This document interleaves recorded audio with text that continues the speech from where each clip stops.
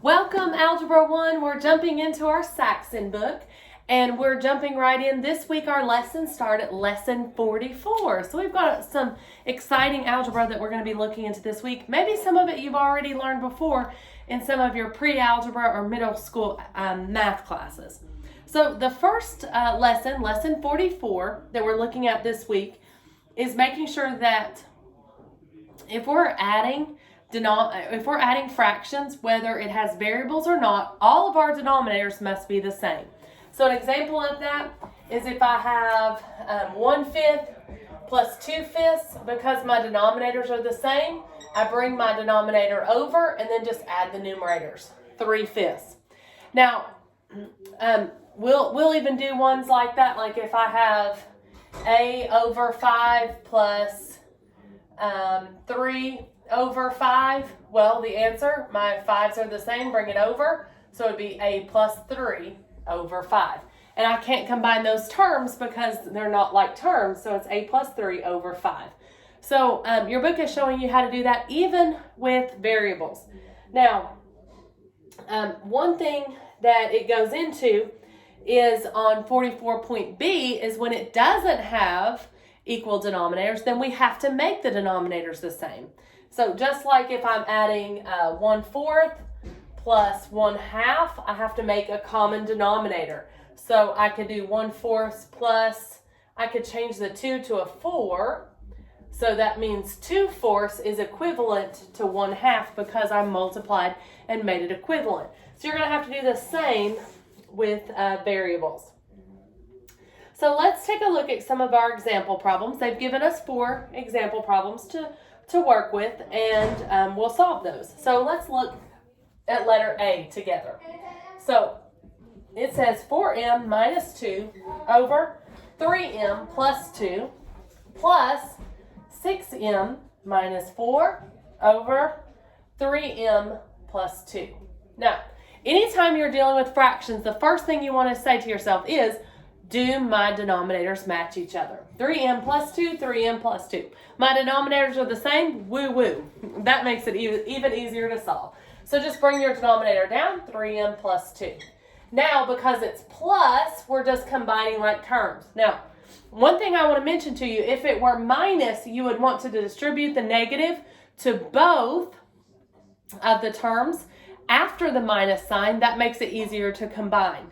So since it's plus, I just combine like terms in the numerators.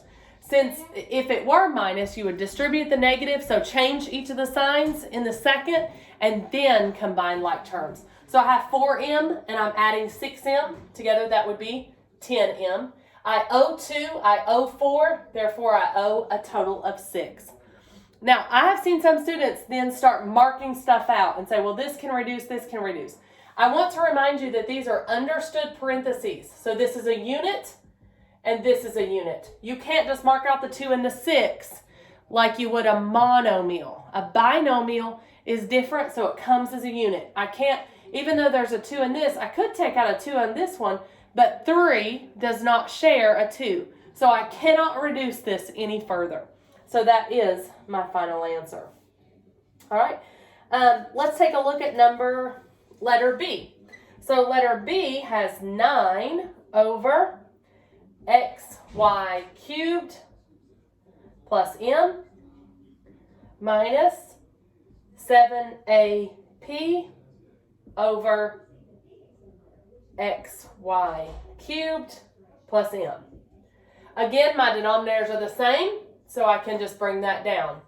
xy cubed plus m. You're not changing in the denominators because your denominators are the same. All right, now because my denominator is the same, I brought it down. Now I just simply, now one thing I want to point out to you, this one is a minus, but it's a monomial. So you're just going to say 9 minus 7ap. You cannot combine those terms because they're not like terms. Some people would say, well, what about the 9 and the 7? Well, the 7 is a coefficient with AP. I owe 7 APs. This 9 is just a constant. You cannot combine them together because they're not like terms. All right, let's look at C. I was going to do D, but I think D is actually a little bit easier than C. And the reason for that is because you would change everything to P cubed on D. So that's going to make it pretty easy because they're all P's. But on letter C, there are different variables, so that's going to make it a little bit harder. X over m to the third plus 1 over c to the third plus A, sorry, I was getting ahead of myself, A over m to the fourth. So I need to have a denominator that all of them can share. So m to the fourth and m to the third, the max number would be m to the fourth, but I also have c to the third. So just like we did our least common denominator, where I use every single factor the greatest number of times it appears in one. So my new denominator is going to be c to the third, m to the fourth. So what did I have to multiply m cubed by to get that? Well, I had to multiply c cubed and 1m. So c cubed and 1m. So that would be c cubed, 1m, and x. Plus, what did I have to multiply there to get c cubed m to the fourth? I would have had to multiply m to the fourth, So 1 times m to the fourth is m to the fourth. Plus, what would I have to multiply m to the fourth to get c cubed m to the fourth? What's missing? C cubed. So this would be a c cubed, right? So now I've got each of them common denominators, c cubed m to the fourth, and I have made equivalent fractions for each one of them. Now my denominators are the same, so I'm just going to bring it over, c cubed m to the fourth. Now, none of these are like terms because there's different different exponents. So all I can do is write it the way it is. C cubed mx plus m to the fourth plus ac cubed. All right, so we're done. We could actually write m to the fourth first since it's the highest degree, but I cannot combine any of them because they're not like terms. So that's it, my friends. I'm done. All right, we'll skip letter D, and you all can do that one at home. Now, let's jump right into lesson 45. Now, lesson 45 are terms, hopefully, that you've heard before. Mean. What is the mean? Well, mean means average.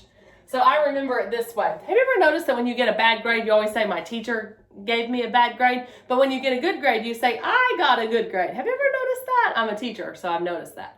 So one thing is teachers just average the grades you get, right? The grades you earn. But unfortunately, teachers sometimes get a bad rap, right? Y'all don't ever use a teacher to say the reason why you got a bad grade, right? I know I can count on you guys not to say that. But this is not a fun way for me to tell you to memorize this, but this is how I remember it. So you can say, my mean teacher averages my grades. Oh, that sounds so sad, doesn't it? But that's a fun way to remember it. My mean means average. So mean teachers actually just average your grades. You earn them, right?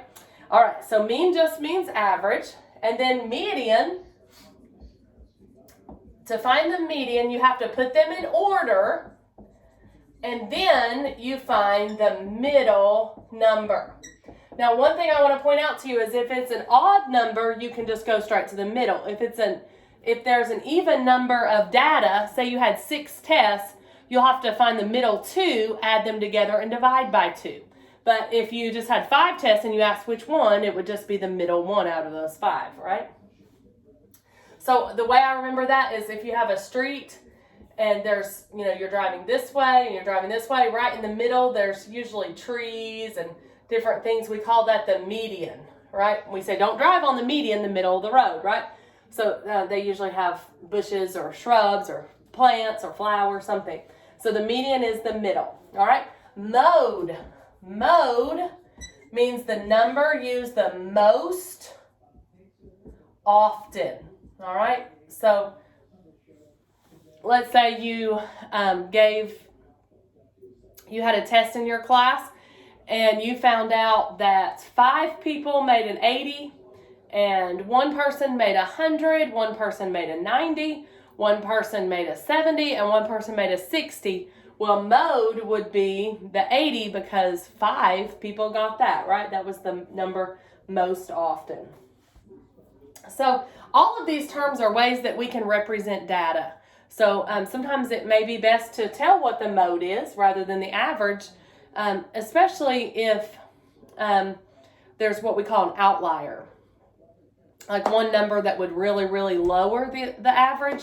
Let's say everybody made a really high grade and one person just got their tests all mixed up and answered in the wrong and ended up getting extremely rare grade just because maybe they misnumbered their test or something like that, right?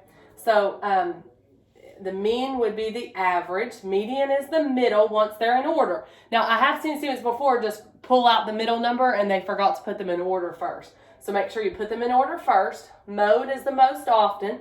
And then the last one we're going to talk about is range. And the range is the difference between the highest, so it's the highest minus the lowest number. So the range is like if you had students who have 100 all the way to a 60, then your range was 100 minus 60, which would be 40. So there were 40 points difference between the highest and the lowest. That would be your range. All right. So now your book goes in and it asks you to find the mean, median, mode, and range of those numbers. So let's take a few moments and jump into those. And that's what we'll practice, and then I'll let you do the rest at home just because hopefully you've done mean, median, I blended all those words together. Mean, median, mode, and range before. All right, so I've got 3, 8, 7, 4, 9, 10, 12, and 9. All right, I need to put it looked like 49, didn't it? So 1, 2, 3, 4, 5, 6, 7, 8. Let me check that. 2, 4, 6, 8. All right, that's correct. Now let's put them in order. 3, 4. One thing I do is mark them out so that way I know I've not done it twice. 3, 4, 7, 8, 9. 7, 8, 9. Oh, I've got another 9. I almost missed them. 10 and 12. Now let's count again. I always verify to make sure I didn't skip one. 2, 4, 6, 8. 2, 4, 6, 8. All right, we've got them. Now, the fastest one is to find the range. So the range is going to be 12 minus 3 equals 9. That's my range. Highest minus the lowest. All right, the mean means I'm going to add all of them up. So I'm going to find the total, and then I'm going to divide by the number I have, 8, and that will be my answer. And I'm sorry, I don't have a calculator, but hopefully you can do that very, very quickly. I know that just adding things together is going to make it a lot faster, like 7 plus 15 plus 18 plus 22. And then add those up, divide by 8, and that's my mean. Now, my median is the middle. Now, because I've got an even number, 8, I'm going to say here's 3, here's 3. So these are my middle two. Now, I can tell looking at 8 and 9, my median is going to be 8.5. Now, you might say, how did you know that so quick? Well, because I knew the space between these is 1, so 1 divided by 2 is a half, so I knew just add a half to the lowest, 0.5. So it'd be 8.5 is right in the middle of those two, so this would be my median. Now, you could do it at home. 8 plus 9 equals 17 divided by 2 is 8.5. All right, so either way that you visually see that, I just I'm always thinking of the difference of those two, dividing that by 2 and adding that to the lowest. All right, so we've got our range, our mean, our median. Now we need our mode. What did we say mode is? The number that's used the most often. Well, 9 is the only one that was used twice. One thing I want to point out to you is if there is no number that's repeated more than once, then you write the words no mode. Do not write 0 because that would imply that 0 had been used the most. Now, if let's say that 4, there were 2 4s, then you would write mode is 4, 9. So you're saying that there were 2 numbers that tied, right? So don't add them together or do anything with them. You can list them. If there were 3 numbers that all tied with 2 of them, then you would write all 3, okay? So it's very important to to know how to do that. Now, that is lesson 45. All right, so lesson 46, let's jump into. So in Algebra 1, we're looking at lesson 46, which is conjunctions. So if I'm looking at an inequality, and I want to say that x is greater than this, but it's less than or equal to this, I'm saying, I'm narrowing it down. That's what we call a conjunction. Excuse me. All right, so my conjunction can be and or. So depending on what it looks like. So if you look on example 46.1, look at the first one. It's open dots. And here is 0, and then here's 5, and here's 10. Now, it has an open dot at 5, and an open dot at 10, and it joins in the middle. So what you would do is come down below, and you would say that x is greater than 5, but less than 10. Now, and how you'd read that, you kind of read it backwards, because the alligator is eating, I know that sounds silly to say, but the alligator is eating x before it's eating 5. So x is greater than 5 and less than 10. So it's somewhere in there, but it's not equal to either of those since it's an open dot, right? All right, now look at 46.3. So 46.3 looks a little bit different. It has -5, and then this is 0, and then it has an open dot here at 0, but a closed dot at -5, and it's again joining. So how would I word that? X is greater than or equal to -5, but it's less than 0. Because it's an open dot, it's not or equal to. So x is greater than -5 and less than 0. So it can be somewhere in between that. So it's so that conjunction is and. Okay. All right. So those are the things that your book is showing you. Now let's look at page 186, and it has for practice. It says draw a number line. Let's look at letter B. All right, I'm skipping letter A, letter B. Draw a number line and graph the solution. -7 is less than x is less than -2. All right, so let's find that on a number line. -7, -6, -5, -4, -3, -2, -1, and 0. All right, since both of them are in this way, they're open dots, and it joins in the middle. So x is greater than -7, but less than -2. So that's how it would look there. All right, letter C. Letter C says write a conjunction that describes the graph. What does the graph look like? Well, here's -3, and then here's 0, and then here's 2. And it is an open dot here, but a closed dot at 2. All right? So, and it joins in the middle. So let's talk about what that looks like. So I'm going to write -3, I'm going to write 2, and I'm going to put x here. So x is less than or equal to 2 because it's a closed dot, but x is greater. I'm reading it backwards. Alligator is eating the x. X is greater than -3. So x is greater than -3 and less than or equal to 2. All right? So I kind of read it backwards this way and then forwards this way. So that way it's all in terms of x. All right. I'm going to let you do letter D on your own. So I hope that that's an encouragement to you. Now, lesson 47 talks about percents less than 100 and percents greater than 100.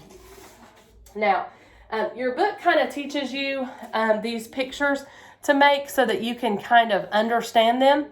And I would encourage you to pause the video and spend some time reading back over what your book is explaining to you there.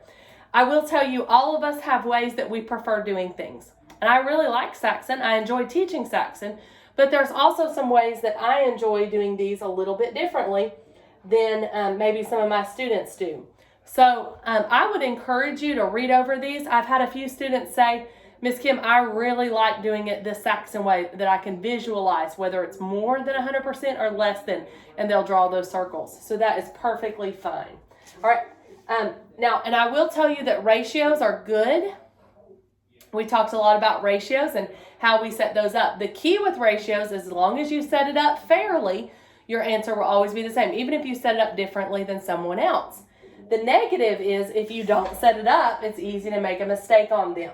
So, I do want to point out to you that your book is showing you how to do it and how to visualize it. Now, I'm really big on equations. I love equations. So I encourage my students to set these up according to equations. So let's look at your practice on lesson 47. And again, you are welcome to push pause and read through your examples and do it the Saxon way. All right, letter A. It says 20% of what number? I'm putting the number sign. Y'all know that's hashtag now, but that used to mean number. What number is 800? Well, I'm always worried. What if I set up the equation wrong? Well, I just rewrite it in a math sentence. Then I take the guesswork out of how do I need to solve this. All right, so 20%, I take off the percent, move it over 2, so that's 0.2. Of means multiply. What number? So I'm going to just call it n.